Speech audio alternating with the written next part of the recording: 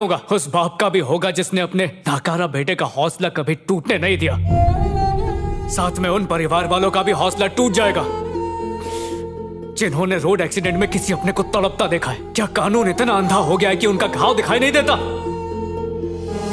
वकील साहब चाहते हैं कि मुझे सजा हो, पर वो ये नहीं जानते कि जिंदगी के हर मोड़ पर मुझे सजा ही मिली है, और मेरी जिंदगी की सबसे बड़ी सजा मेरी नाकामयाबी है। सर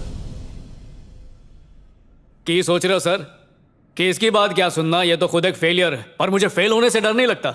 अरे मेरा फर्स्ट प्रोजेक्ट फेल था, रिश्ते निभाने में भी फेल हूं, बचपन से लेकर आज तक हर चीज में फेल।